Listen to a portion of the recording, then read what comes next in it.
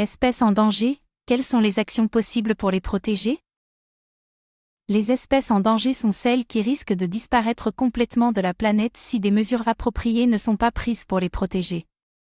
En tant que biologiste et journaliste, je suis passionné par la protection de la biodiversité et j'ai constaté de mes propres yeux les effets dramatiques de la perte d'espèces dans notre environnement.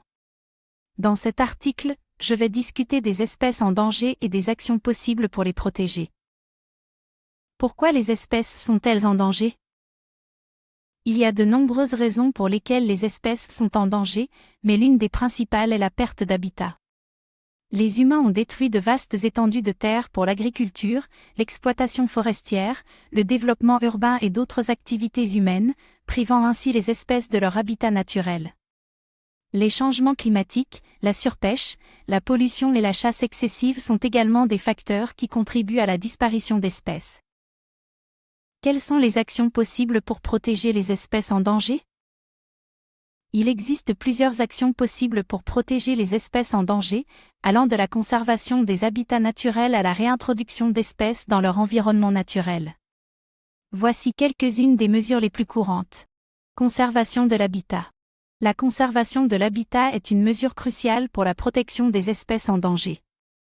Les gouvernements et les organisations de conservation doivent travailler ensemble pour protéger les terres naturelles, les forêts, les récifs coralliens et les zones humides, tout en limitant les activités humaines qui peuvent endommager ces habitats.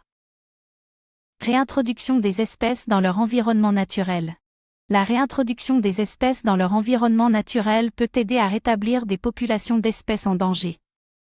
Les programmes de réintroduction sont souvent utilisés pour réintroduire des animaux sauvages dans des zones où ils ont été chassés ou éliminés. Sensibilisation et éducation. La sensibilisation et l'éducation du public sur l'importance de la conservation de la biodiversité peuvent aider à protéger les espèces en danger.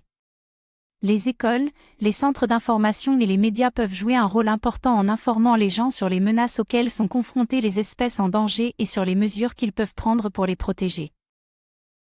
Conclusion. La protection des espèces en danger est une responsabilité qui incombe à tous les individus. Les gouvernements, les organisations de conservation et le public doivent travailler ensemble pour protéger la biodiversité et préserver les habitats naturels des espèces en danger. En prenant des mesures concrètes, nous pouvons aider à garantir que les générations futures auront la chance de vivre dans un monde riche en diversité biologique. Pour en savoir plus sur les espèces en danger et les mesures de conservation, consultez les sites suivants.